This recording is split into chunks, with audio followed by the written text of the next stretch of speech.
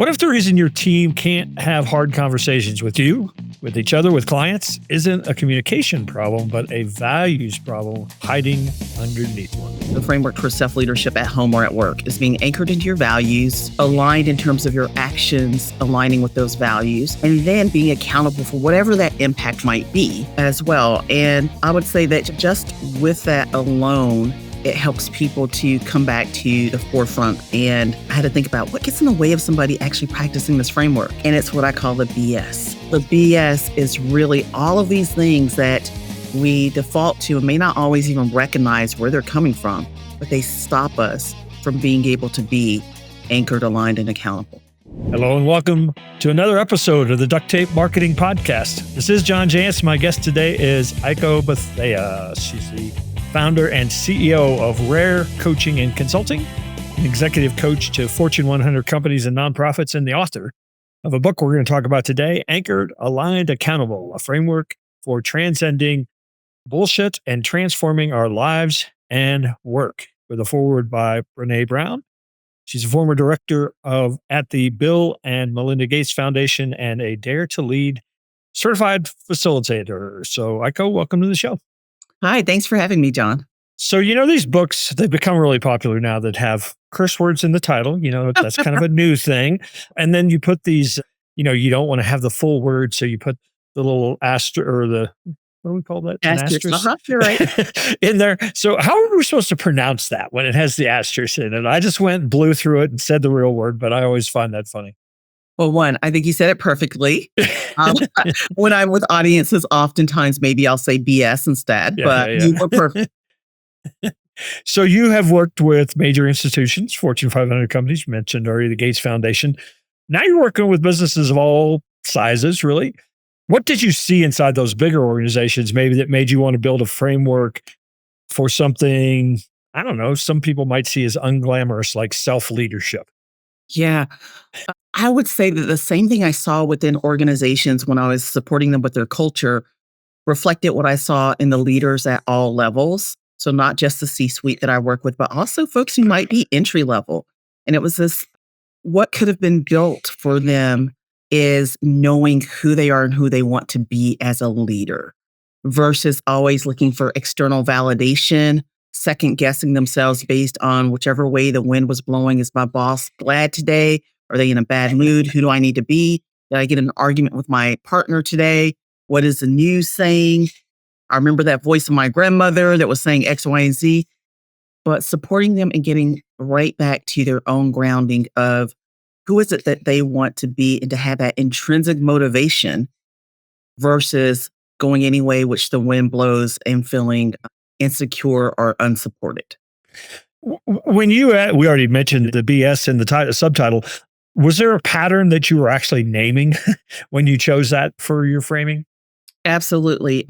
We say the framework itself is very simplistic. The framework for self-leadership at home or at work is being anchored into your values, aligned in terms of your actions, aligning with those values, and then being accountable for whatever that impact might be as well. And I would say that just with that alone, it helps people to come back to the forefront. And I had to think about what gets in the way of somebody actually practicing this framework.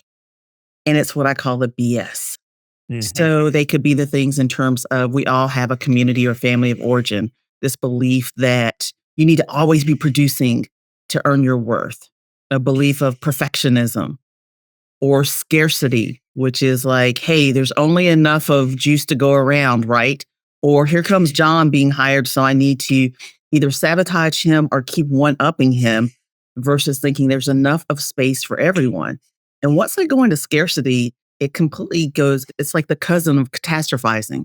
Because once I realize, oh man, John's a new guy on the block, there's only space for one of us. And I think, wow, you're doing so well and you're outshining me. Next thing I do is I see that I'm going to be fired. I'm not going to be able to pay my bills. We're going to be homeless. It happens like in a second. Yeah, so the BS is really all of these things that we default to and may not always even recognize where they're coming from, but they stop us from being able to be anchored, aligned, and accountable. I love that talking about that because so many people, it's like, it's cliche, but it's from childhood, right? A lot of the stuff that we carry around. I have 9 siblings, so there were 10 children in Oh, the whoa. family. And so I should have a scarcity mentality, right? Like, but my mom was always, her big thing was that there's always room for one more. There's always room for I one more. love that. And, Yeah. and I think that just really, that I feel like I do have that, like, hey, I have no competitors. There's like the world's this big place, And so it is funny that we do carry that into however we show up. That's a beautiful gift that your mom gave you. That's a great gift. So there's you're talking about being anchored in values. I think a lot of business owners would say, well, yeah, I bring my values to it. My business is all about, what I believe and what I value. So what's the difference between having those values and actually, in your words, being anchored? Yeah, so I could probably show you better than I could tell you. So I start off with asking people just top 2 values, because once you get to 4, 5, and 6, it's just dilution. Yeah, So, John, what would you say one of your top values is? What was your top 2? values. Well, I kind of shared one of them. I think that abundance, is that the world's an abundant place is certainly one of them. And then I would like to say also kindness, that, that's something that's hard to in practice when you're, especially as a business owner, when you're forced with like people punching you, or it feels like it. But Yeah. I would say those are pretty high. Yes. So when you're in an abundance in that value, what are you doing? You kind of told us a little bit, but just say a couple of the actions. One, as I said, really certainly not viewing in the business context, not viewing people as competitors, but really viewing people as collaborators, partners more often, regardless of how the world might label them. Lovely. And then kindness. What does that look like? What are you doing? Well, probably starts with words, really choosing words carefully and not letting like the fact that I'm stressed out about a deadline or something impact how I maybe show up in a meeting before that or something. Yeah. So you have this degree of intentionality about what you say. And maybe there's behaviors that sounds like you maybe even pause before you say or do something. So one I of your sound like a really good person, don't I? You do. I want to look you for sure. I want to share with you. And if we go back to your question that you asked, you said, why does it get in the way in terms of people being able to be anchored in their values? And because your values are so lovely, I'm going to take a different turn on this. What could get in the way of that is that our values also have a shadow side, like when we over index on them. And so it might be, John, that there's somebody who, let's just say your business, you have somebody who is, perpetually coming in late, leaving early or something, and your value is kindness. So you want to, you want to be able to not like be yelling, you're being very intentional about the words you use, etc. And this is not the case for you because I know that you're a mature leader, period. But what might get in the way of somebody really being in that, anchored in that value of kindness might be the shadow side where I'm not going to give Bob the feedback might land really in a hard place because my value is kindness. And so I don't want to hurt him. I also don't want him to feel like there's not enough space or room at the table for him. So I might not live into truly what that value of kindness is, which you'll go to the impact. Your impact isn't likely that you want Bob to keep underperforming. And if you keep thinking about it, you'd be like, the impact is I want Bob to be able to do his best. And so we would have to look at the impact and you're like, whoa, if I don't say anything, I'm actually not moving into my values. So that critical self-awareness and curiosity would take you to, wow, actually my value would tell me that I need to give him this feedback. And that's the kindest I could be because I want the impact to be that he is able to show up and do his best work. But that shadow side can sometimes deter us from truly being in that value. And instead we're deflecting or we're going over-indexing in other ways. So that's the other side of it. Well, that's really interesting. You talk about that kind of flip side of it, because I will say that I've learned through through trial and error that sometimes that kindness can show up in the negative, and that I hate confrontation. And sometimes confrontation's necessary, but I avoid confrontation sometimes. So that's an instance where it actually having maybe that self-awareness is really an important understanding, isn't it? Absolutely. And you're drilling and peeling back on that value. It's still the value of kindness, but you realize, wow, kindness means being able to have this impact. Yeah. helping Bob to be the best he can and helping you to be able to be honest and authentic versus just sparing somebody's feeling. And actually, I'm trying to avoid conflict. So that's how values, we can live into them by being so clear about them and being clear of the impact. Yeah. Usually people don't get to that next point of the check and balance, which is, but am I having the impact I want? Wait, I'm not in alignment. Yeah.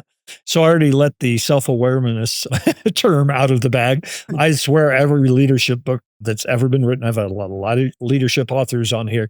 I mean, I can't think of one leadership book that didn't start with the need for self-awareness. If you're gonna be a leader, you have to realize all the ways that you're sabotaging yourself or all the behaviors that aren't coming across like you think they are. So how when you work with somebody who is clearly not seeing what's obvious, in a lot of cases, how do you get a business owner who believes they're in alignment to actually see where the gap is?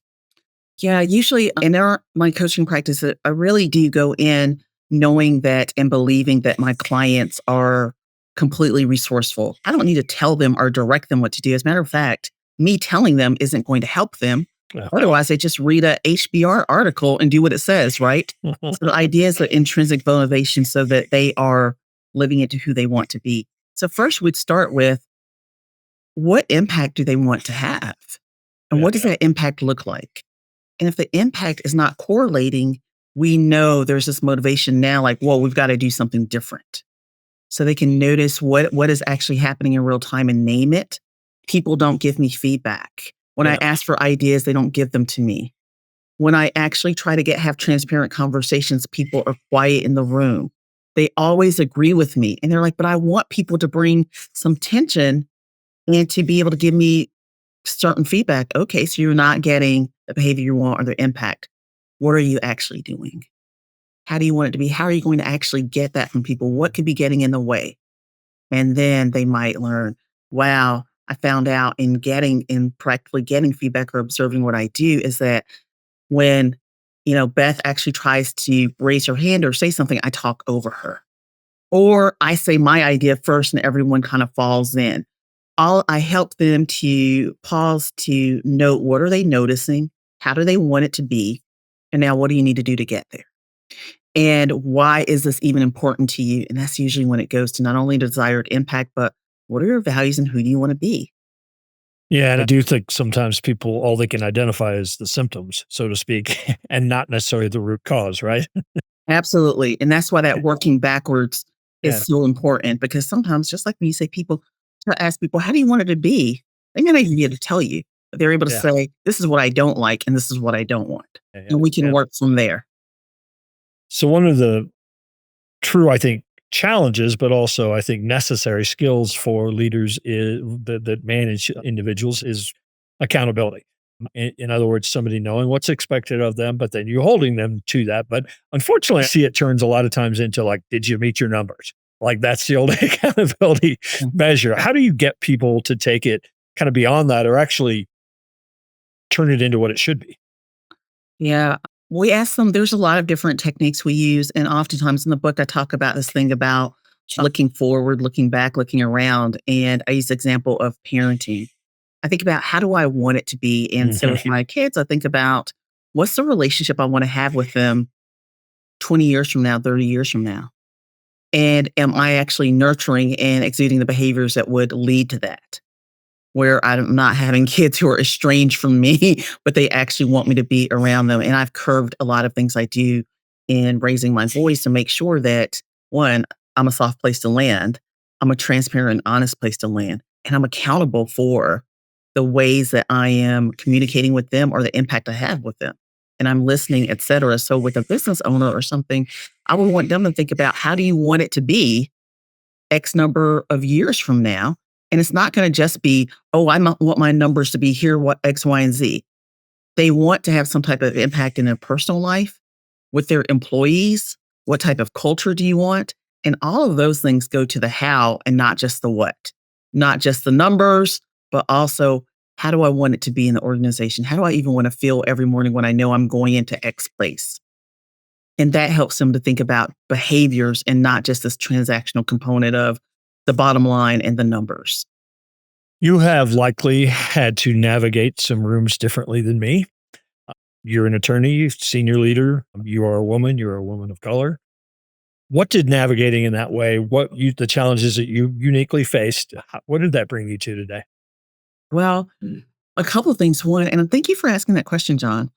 It helps me to notice people in the room who might normally be treated as invisible or not Yeah. seen because I've been on that receiving side, going to argue a case as a first year attorney and people presuming that I'm the paralegal. Yeah. And so I know what some of the assumptions can be and how we can jump to conclusions, and it can be demoralizing for people. And it also makes us lose a degree of connection. And that means when I go into a room, I'm often thinking about who has the least amount of power in this room and how could I actually have an impact on people that I don't want to have. So I check my stories. I check, what in the room is going to accommodate people. I realize that me just coming into the room and saying, "Hey, Beth, team, I want you all to be fully honest with me and transparent," without me actually naming also that I understand what the risks could be and why that might be scary for you. But I want you to trust that because of X, Y, and Z, this is what I'll do instead.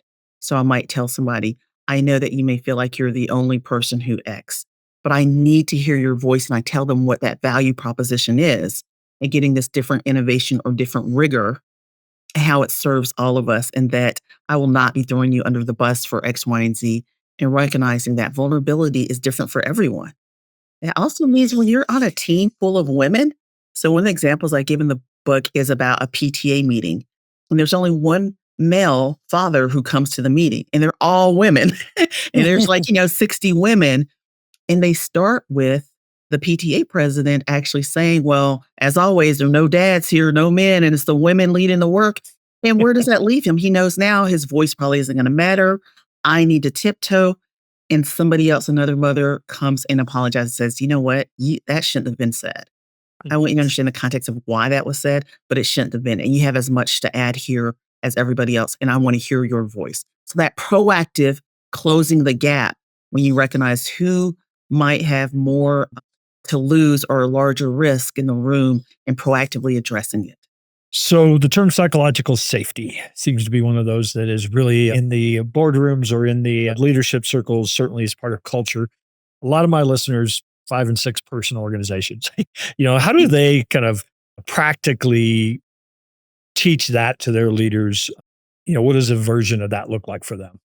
Yeah, I think probably often modeling it. Yeah. And when I talk about the terms of safe space, brave space, and psychologically safe space, I say that none of those actually own the idea of power and identity, et cetera. So I'm also a business owner. I am aware that, wow, they feel like they're talking to the CEO. And this is somebody who hires and fires. So this idea of one inviting not only critical thoughts or feedbacks that is critical of me and my decisions, but then when people give it to me, that's what's most important is how do I respond? So the idea of just a spirit of gratitude, recognizing I know that may have felt risky for you to share that with me, but it was so important that I hear that because of X, Y, and Z. So holding myself one as somebody who's going to invite it, and then holding myself accountable when someone says, hey, that didn't land, blah, blah, blah, blah, blah. And saying, oh man, you know what? Even if I don't agree, I'll say, let me think about it because might be missing something. And I'm going to come back after, and can we talk about it again? So they know I've thought with it. I get a chance to sit with it and I can circle back and say, you know what? I got that wrong. And I'm so glad that you told me that. Or I might say, I'm really glad you told me that, but I don't know if I completely agree. So let's talk about this a little bit more. But I want them to feel heard, not to have punishment or judgment because they've said something that brings some tension or rigor, and to hold myself accountable first and foremost in the moment. I've actually heard many times that, some of the healthiest teams are teams that actually can have healthy arguments or healthy conflict. It's not Mhm. personal. It's just like, I know I have permission to say Mhm. that's BS, right? So for the person listening to this, and we've been primarily focused on teams, but there's certainly client relationships that a lot of people have that this applies to. So for the person listening to this and they think, something's really off with that, can't really name it. Where would you point that person first if they came to you and just with that sort of said, something's off with my relationships, I can't really name it? What should I do first? With my relationships with my clients, Clients, with my team, maybe, again, a lot of it, parenting, we've been talking about that. A lot of times it really all applies. yeah. So we dig in at that point and we ask, what is it that you're noticing or you're feeling? And sometimes people say, I don't even know. I just feel like the vibe is off. And Right. That's what I mean. I can't name it. yeah, so I'll say, well, how do you want to feel? Mm-hmm. And then they can go back to whatever the moment is. I want to feel like, I don't know, lighter. I want to feel like they can talk to me and I can talk to them. Whatever it is, they can start envisioning that.